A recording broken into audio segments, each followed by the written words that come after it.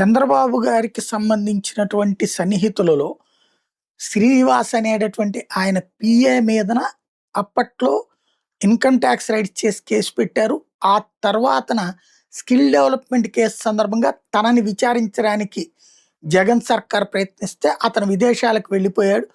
ఆ తర్వాత అతని మీదన యాక్షన్, డిపార్ట్‌మెంటల్ యాక్షన్ ఇయన్నీ తీసుకున్నారు. ఆ తర్వాత అతను వెనక్కి రావడం, మొన్న ప్రభుత్వం మారగానే మళ్ళీ ఉద్యోగంలో చేరిపోవడం జరిగిపోయింది. దాన్నంతా కూడా పొరపాటు కిందన తీసేయడం జరిగింది. ఆ రోజున అతనొక్కడిని, బాబు గారి సన్నిహితుల్లో ఉన్న వాళ్ళని వేధించింది అతనొక్కడిని. కానీ ఇప్పుడు జగన్ చుట్టూ ఉన్నటువంటి వాళ్ళలో ధనుంజయ రెడ్డి ఓ రకంగా వైసీపీ నాయకులే ఆయన పట్ల ఆగ్రహంతో ఉండేవాళ్ళు. కారణం ఏంటంటే వీళ్ళు జగన్‌కి చెప్తారు, జగన్ ధనుంజయ రెడ్డికి చెప్తారు, ధనుంజయ రెడ్డి అన్నీ చేయలేకపోయారంటూ ఆగ్రహించారు. అంటే ఎంత సన్నిహితంగా ధనుంజయ రెడ్డి జగన్‌కి మెలిగారు అన్నటువంటి తెలుస్తుంది ఆయన్ని. అట్లాగే ఓఎస్‌డి కృష్ణమోహన్ రెడ్డి ఓ రకంగా చెప్పాలంటే జగన్ తరపున రాజకీయ యాక్టివిటీస్, సూచనలు, సలహాలు, స్పష్టతనివ్వడంలో సిద్ధాస్తుడు.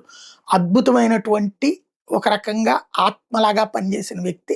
ఆయన్ని మీదన లిక్కర్ కేసులో పెట్టి అరెస్ట్ చేసి జైల్లో పెట్టారు. అట్లాగే పూడి శ్రీహరి ఎవరైతే పిఆర్ఓగా జగన్‌కి అప్పుడు సిపిఆర్ఓగా, తర్వాత మొన్న ఇప్పుడు కూడా పార్టీ తరపున డిజిగ్నేషన్ ఇచ్చి పెట్టినటువంటి వ్యక్తి మీదన కేసు పెట్టి వెంటాడి వేటాడుతున్నటువంటి వైనం. అంటే జగన్ చుట్టూ ఉన్నటువంటి సిబ్బందిని కూడా వెంటాడి వేటాడుతున్న వేళ జగన్ అధికారంలోకి రాకపోతే ప్రాబ్లం లేదు. జగన్ అధికారంలోకి వచ్చి వీళ్ళంతా కనుక మళ్ళీ జగన్ దగ్గర ఉంటే రేపు రాబోయే రోజుల్లో ఇప్పుడున్నటువంటి ఈ నాయకులు, అటు చంద్రబాబు అయినా, లోకేష్ అయినా, పవన్ కళ్యాణ్ దగ్గర ఉన్నటువంటి వ్యక్తిగత సిబ్బంది పరిస్థితి ఏంటి?